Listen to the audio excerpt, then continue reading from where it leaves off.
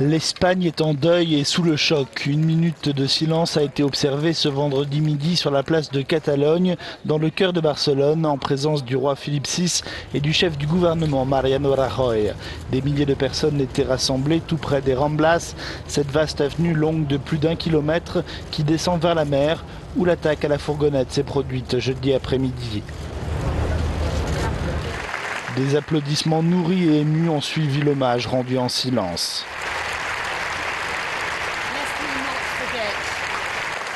Le président régional de Catalogne, Carles Puigdemont, était également présent. Nous n'avons pas peur, a scandé la foule une dizaine de fois d'un ton grave. Certains habitants et touristes déposent des bougies ou des fleurs. Le chef du gouvernement, Mariano Rajoy, a déclaré dès jeudi soir que le peuple espagnol est uni dans la douleur et dans sa volonté de mettre fin, je cite, à cette barbarie. Un deuil national de 3 jours a été décrété. Les Ramblas de Barcelone ce vendredi matin noirs de monde, comme si rien ne s'était passé la veille. Pourtant, c'est bien dans cette avenue emblématique de la capitale catalane qu'une centaine de personnes ont été fauchées jeudi par un véhicule. Un drame sanglant qui n'a pas empêché les passants de se réunir sur cette rue piétonne la plus dynamique de la ville. Je passe chaque jour dans cette rue pour me rendre au travail. Tout le monde est toujours heureux, les gens sont souriants. Ce qui s'est passé hier a changé cet état d'esprit, mais pas pour longtemps. Comme vous pouvez le voir, tout le monde est de retour aujourd'hui. La vie a repris son cours. Je crois que cet endroit va devenir une sorte de sanctuaire et les gens vont se réunir pour rendre hommage aux victimes. Les Ramblas sont le cœur battant de Barcelone, ville hautement prisée par les touristes pour les vacances. Aujourd'hui, on dénombre des victimes originaires d'une vingtaine de pays différents. Pour notre envoyé spécial, Barcelone vit une journée intensive, riche en émotions, une journée d'été différente avec beaucoup de silence dans les rues.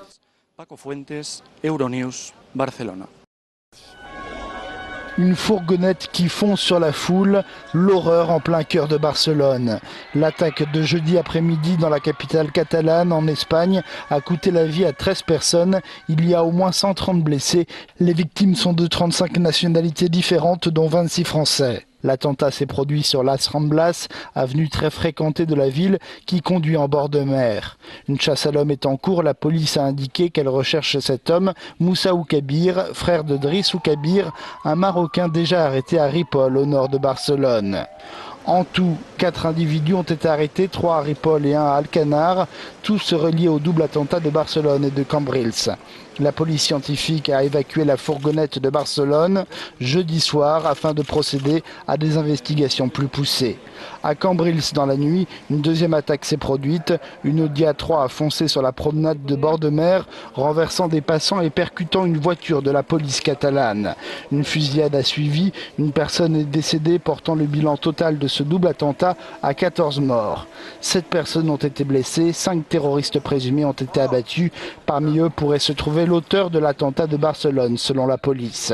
L'enquête mène aussi à Alcanar, à 200 km au sud de la capitale catalane. C'est dans cette petite ville qu'un Espagnol né dans l'enclave de Melilla a été arrêté. Alcanar a aussi été le théâtre mercredi soir d'une explosion qui a fait 1 mort. Une vingtaine de bonbonnes à gaz avaient été retrouvées dans une maison.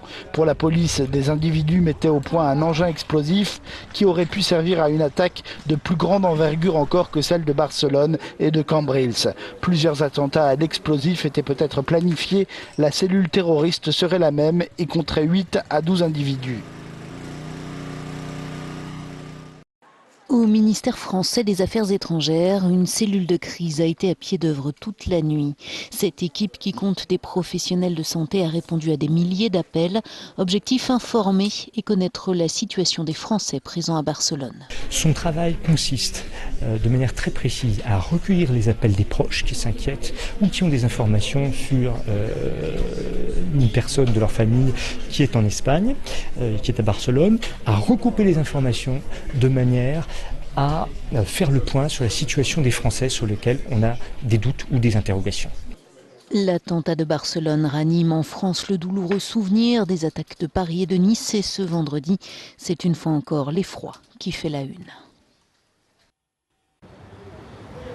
C'est l'un des dommages collatéraux des attaques survenues ce jeudi en Catalogne, un impact direct sur les marchés. Les titres de plusieurs compagnies aériennes d'Europe ont baissé, Air France, KLM, Ryanair, British Airways ou encore EasyJet. Toutes ont perdu entre 1,5 et 2,6% de leur valeur boursière. Les opérateurs hôteliers ne font pas exception. Les titres d'Accor Hôtel et Intercontinental ont chuté de 1,3 et 1,45% chacun. Un coup dur pour le pays où le secteur touristique est une véritable manne financière. En Espagne, le tourisme représente plus de 11% du PIB, un chiffre qui pourrait bien se contracter après les attaques et la grogne grandissant des locaux contre l'afflux massif de touristes. 2 jours après les attentats en Catalogne, le niveau d'alerte antiterroriste restera le même.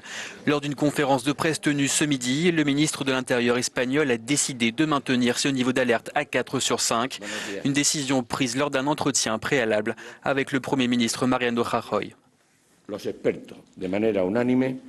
Les experts de façon unanime nous ont proposé, et donc nous l'avons ainsi décidé, de maintenir l'activation du niveau du risque d'attentat terroriste à 4 sur 5. En ce moment difficile, les responsables publics tiennent à ce que l'on suive cette recommandation, c'est-à-dire appliquer notre objectif fondamental, préserver la sécurité de tous nos citoyens, et c'est pour cela que je veux adresser à tous un message d'apaisement, malgré les récents événements.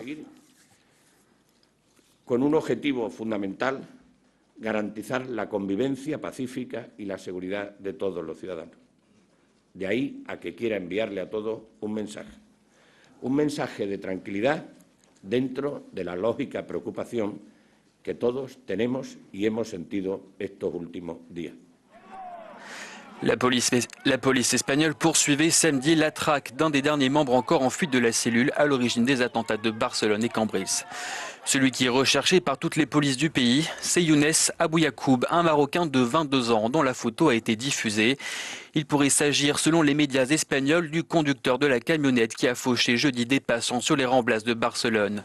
Un attentat revendiqué par le groupe État islamique. L'État islamique qui, par ailleurs, a également revendiqué l'attaque commise à Cambrils, survenue quelques heures après celle de Barcelone jeudi soir.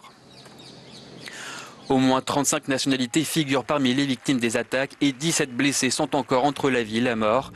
Le roi Philippe VI et la reine Laetitia devaient rendre visite aux blessés des attentats dans les 2 hôpitaux de Barcelone.